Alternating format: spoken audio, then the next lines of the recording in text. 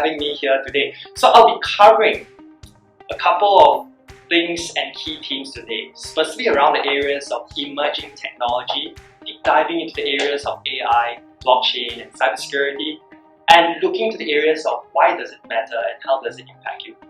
Sometimes, for us to look into the future, we need to take one step back to look at the past, because history tells us a lot about what is to come. And if we take a look at the rough 200, 300 years or so, over the last period of time, we're able to see that in every single technology breakthrough or disruption, there's always an opportunity to make a lot of money, and at the same time, the world might actually change quite a bit as well. One key things that we're able to see as we move a little bit closer to our timeline is that technology innovations are becoming faster and faster. And if we take another step to look not only at technology innovation by itself, but the speed at which people are adopting technology, we're able to see, based on these statistics, of how long it took 25% of the US population to adopt a technology. We have electricity that took 46 years. And we then move a bit forward towards the personal computer of 16 years, or 25% of the US population adopted. And more recently, we have Pokemon Go that just took 19 days.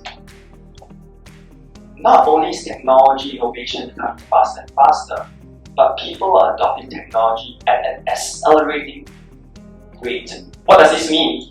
Is you have a great idea and you're able to really materialize it. You might become a billionaire maybe in 19 days. You never know. Another study we did was over a period of 20 years, on a 5-year series basis, what were the top 20 internet companies that were around? And taking a series from 1998 all the way to the year 2018, more than 90% of the world's data was created in just the last 3 years. Can you imagine, in the next 5 years, the next 10 years, how much more data would actually be created? And a crazy interesting fact is, for companies that had a data breach, found out about it and resolved it, for a survey that was done on Fortune 500 companies, it took on average 365 days to be able to identify and contain that breach. Can you imagine one full year where all your sensitive data out there is being leaked out towards people who should not be having the data? Blockchain, very much areas of data trust, AI for data clarity, and cybersecurity for peace of mind. So for companies who actually wish to go through this specific journey of looking where to start in the areas of utilizing their data most effectively, this is a typical data journey they're able to go across in order for them to fully utilize the data. The AI is something that is very recent, just in the last number of years that we're interfaced with it. But if you really look at the history of AI, it very much started all the way more than 70 years ago in 1950s. And one of the first use cases very much was through Alan Turing, when he came out with this Turing test. And what it means by Turing test is this: is the computer intelligent enough to behave like a human being? Facial recognition, something that we all now have through our mobile phone or through our computer when we open it up with Windows Hello. More recently, we are able to see that in China itself, using their satellites, they are able to predict potential landslides or natural disasters that might be coming up. And imagine the amount of lives that can be saved just by utilizing that technology. Hundreds and hundreds of lives that might potentially be lost could now be prevented and saved even before the accident happens itself. So if you look at some of the last few years itself, whether it's the Apple Face ID recognition, where they are not even able to recognize the person's face, or even so-called with certain props that they utilize, the phone still opens up so-called the password for them to have access, or $60 million spent by IBM Watson on looking at areas of oncology itself and decided to pull the project. there are multiple different failures in the areas of AI. But in the areas of innovation, if there's no failure, there's no way I'll be able to learn from it and eventually make a difference. Very much similar like how our light bulb was actually invented, more than 1,000 failed use cases before eventually we managed to get a light bulb that worked. Next question, will AI assist or will AI eventually take over? There are multiple different use cases in areas of AI, whether we look at narrow applications, anywhere from specific singularity stuff, taking away routine work that we sometimes don't want to do. But what's the largest spectrum of AI itself, where eventually people worry on whether that AI will take over the human race if you watch Terminator and Skynet and likes. Some of the use cases that's actually interesting in the areas of e-commerce, hacking into your mind with data, or in the areas of marketing, the new addiction where AI is like nicotine. Do you remember the time when you're watching YouTube or Facebook or something of the likes and you just never put your phone down because the next video just keeps coming up that becomes more and more interesting, and the more you serve, the more you actually watch, the more addictive that actually becomes. So are you in control, or is someone in a way controlling you? And the areas of job search, probably something that a lot of people will eventually be more familiar with. Would you even be able to get past the first gate, where majority of the screening of job applications in the future would be done by probably a machine before you even get to a human being, where run through multiple simulations of your health conditions that they're able to better detect whether you have a potential risk in the areas of heart attack or potential upcoming risks, where by citing itself, a human being might not be able to actually detect that. And some history of blockchain itself, and this might be something that some so-called, in terms of younger generation, might be a little bit more familiar with in the areas of cryptocurrency and how that actually had actually made a lot of people super wealthy over the last number of years. Of transaction of Bitcoin was for 10,000 Bitcoin of BTC for one pizza that was worth $20. Now, if that pizza guy kept his Bitcoin from then till today, he would be in Singapore's top 50 most richest person, having a net worth of over $600 million. Just recently, DBS launched their own cryptocurrency exchange as well, specifically for their high net worths.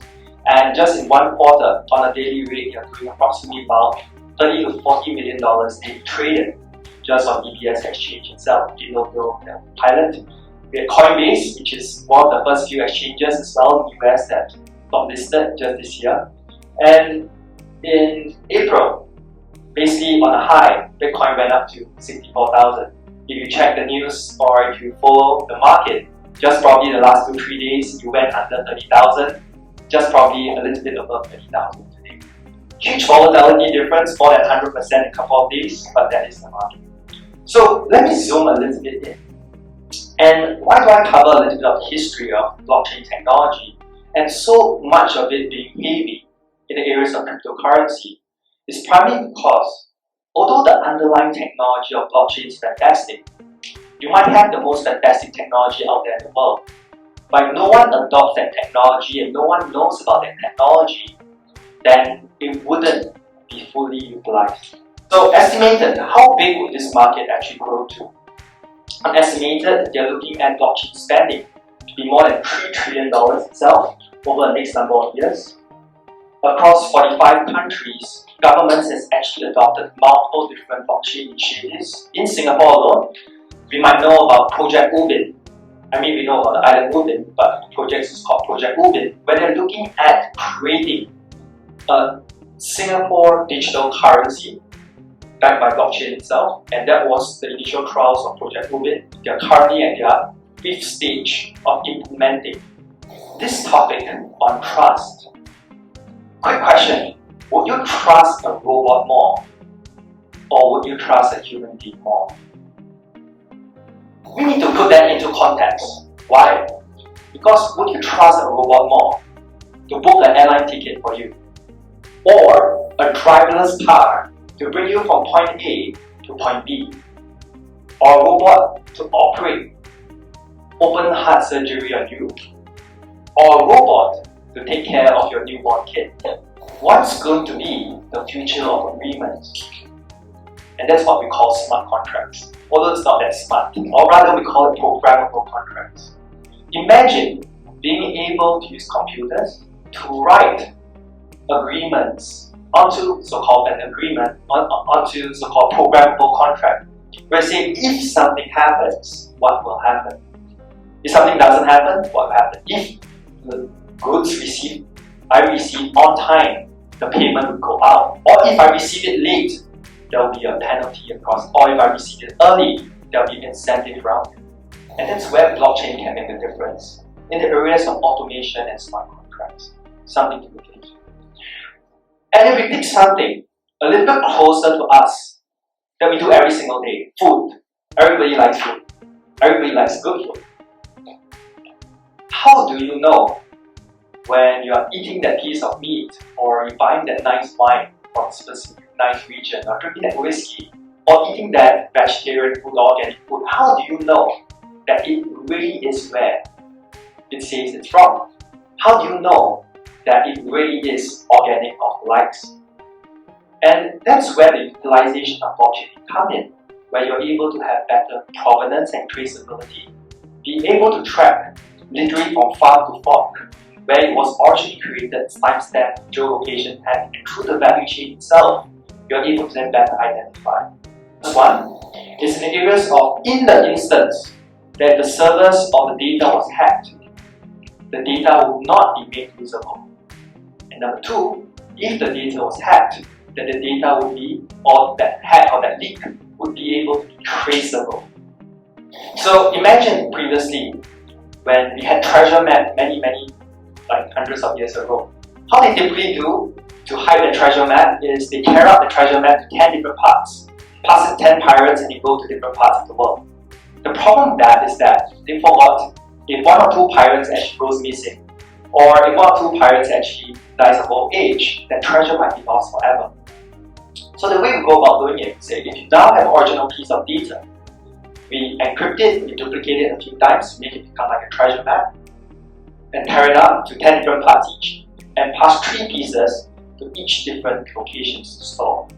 What this means is that if someone were to actually try to find the first pirate, he would not still be able to put up the original piece of document, making that data so-called non-usable, even though you are able to hack into that server. But only when you have the address of all different 10 pirates are you able to then format the original document. And that is a very different approach to cybersecurity. One item that will cover the areas of blockchain would be the areas of control. And the question is this: is the data you create today really yours? Whether you do a video on YouTube, or whether you have information that you put onto the online site, or information that you actually put out into the public, is that data actually yours?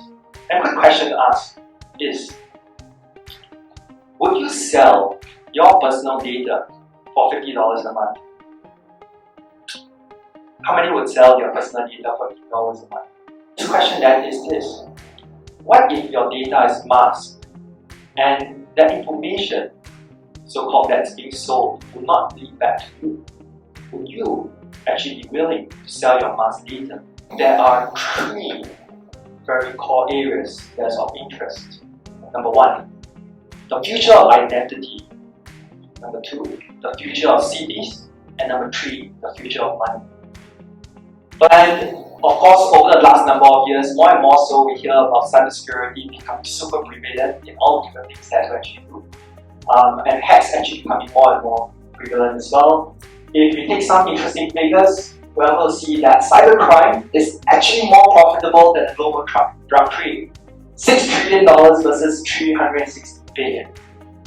If you were to actually measure that as an economy, cybercrime would be the 3rd largest economy. Ransomware attack happens almost every 11 seconds. And if you were to take at how long some of the cybercrime has been going on before they were even detected. In the areas of insurance hacked, it was 16 years before they actually detected that the information was continued to be leaked. Alright, Marriott 500 million customers was hacked. And moving a little bit closer to Singapore, we're able to see, and if we remember, our SingHealth cyber attack of where 1.5 million of so-called data was very much leaked, the Singapore HIV registry data leaked, and of course with Lazada and others as well. So I guess that is one of the key things that we need to learn between what's authentic, what is trusted, and that's the topic we have for blockchain is trust and the likes. I guess of course many a time in the areas of reputation, in terms of people that you talk to, that is consistent. Consistency is key. If the guy says something, does he always continue to say that? And so-called being a domain expert within that area, based not just on his credentials, but not what does he say, but when I talk about consistency, the things that he do, is it congruent with the things that he say as well? I think those are a few key things to actually keep in mind. I think the key question is, where do you want to play it in the future? In the next coming 5 years, 10 years, or 20 years? The fundamental fact is we are already adding coding into our curriculum, where in the next 20 years, as a new batch of so-called students come out into the world, right, when they are in primary school, literally coming out, everyone will have some basic level of coding. So in the next 10 or 20 years, literally when you're out there in the job market as well, right, what will be your key differential versus this newer guys that just came out into the job market with coding competency, where data and data analytics would be prevalent everywhere. So the question that we ask is like, which area would you like to actually play within that fundamental scope? And there's no right answer to that because it really is individually prevalent to what you want to do. If you were to ask me, I would say that knowing how to code is critical because, for example, even for myself, my kids, I will need to teach them how to do their homework in coding, even if I want to or not, right? So imagine when you're going to have your kids, you're going to need to teach them how to do coding as well, because there's going to be questions that you're going to ask you, how do I do this particular thing in that area? So a lot of people sometimes confuse that they need to utilize a technology-first strategy. Unfortunately, it doesn't really work that way, because what I mean by that is first you need to know what is your business objectives. Then you utilize the right technology to fit your business objectives. Versus always trying to implement the latest and the strongest and the highest tech technology out there, but it becomes a white elephant because it actually doesn't fit your business objectives. So first, be always very clear what your business objective is first, then identify what is the right technology you can utilize to be able to support your business objectives. And you'll be surprised, as much as a lot of people say that implementing technology is very expensive. It can be very expensive, and everything is relative. But if you are technology literate enough, you actually also realize that implementing technology, even in some forms of small way to be able to achieve objectives, might not actually be that expensive. It's actually quite interesting because to adopt and reach certain forms of technology standing today, there are so many open source libraries. If you are literate enough, today to achieve the end goal or result of what it took 10 years back, it's actually so much more cheaper compared to last time. Wow. You still, for startups, do they still need angel investors? You reckon that they still need angel investors? Do they still have a role to play? Definitely, yes. In order to become a unicorn. So, yeah, I mean, everybody hopes to be a unicorn, right? So the thing over here is this, it's very much dependent on the business objective at that point of time. So the question is, why do I want to raise money? And what am I using that money for? And how much should I raise? And when should I raise? These are all the basic questions that I need to ask. So fundamentally, some founders are very jealous of their shares and they don't want to dilute. So they say, no, if I'm able to make it cash flow positive or I'm able to use my own money, why do I want to raise from outside and dilute myself at such an early stage? Then again, there are other founders who say, you know what, I want to pull in strategic and smart investors, and because they have stake in the game, that's the reason why they introduce me to all their contacts. That actually allows me to build more strategic credibility from the start and bring me to my next stage. So the question is always very subjective, and it's very subjective depending on individual of when you want to raise and how much you want to raise. But if you ask me the question like, do angel investors still have a role to play in today's day and age? I'll definitely say yes, because the key thing is always about innovation, the industry of innovation itself. And if you have money that's out there, that better spur innovation, right? And there's no 100% sure hit jackpot of if I try this technology, I build this startup or things of the likes, whether that will actually work. Well, that depends on where you would like to position yourself. Things that I would always like to look at is industries that has money. And industries that has money means that they are usually more willing to spend, right? And they're more willing to spend, they have innovation budget, they're willing to invest in technology, they're willing to try, they don't mind actually failing in certain areas. So if you put it from a scorecard basis on where areas, that would be something sometimes I look at. But at the same time, because they're willing to spend top dollars, they'll be also on the opposite end looking for top people. So it's a competition, but at the same time, where do you want to position yourself? Now, on the flip end, you notice that there are a lot of sunset industries today, but they are going through an interesting phase where they are all consolidating. So a lot of the large brick and mortar companies out there who didn't really do that fantastically well are now starting to consolidate together. But because of that, that might also be an interesting area to look at, because from a legacy standpoint, these guys usually are not so technology advanced, and there might be an area to look into the areas where they're consolidating, but adopt that technology first approach, primarily because they will have eventually the budget to spend, but the current generation might just not understand or want to spend it, but when there's a new generation of leadership, that might be an area that they invest into. You have been in startup business since 2013 till date, of course. So why the key point for you to keep doing it as a senior entrepreneurship, or what keeps you going, going to get into entrepreneurship, and or rather say serial entrepreneurship? Yeah. So that's what I would define as the difference between a businessman and an entrepreneur. And if I put it in layman terms, or I rather say an analogy is, if I'm a businessman, I'll buy a durian or fruit for 50 cents and sell it in the market for $1. Or entrepreneur might take multiple fruits together, blend it into fruit juice and sell it. Right? So the idea of entrepreneurship is about solving a problem, solving a gap. And I think that's what makes things so interesting. That in the world today, there always will be gaps. And there are gaps and problems to solve. Some gaps being bigger, some problems being bigger. And if we are able to solve the big problems, we will be able to hopefully also have profitable problems. That's something that's actually meaningful. Are we too technology equipped in today's context? Are we overly equipped that we are now so-called ready for year 2025 versus that? My personal opinion is that yes, you might sometimes have what we call a technology overkill. But I think the key thing, as mentioned, going back to my previous analogy, is that everything must be business objective focused. Don't just implement technology for the sake of implementing technology. You have the technology to support a specific objective that you like to achieve in the areas.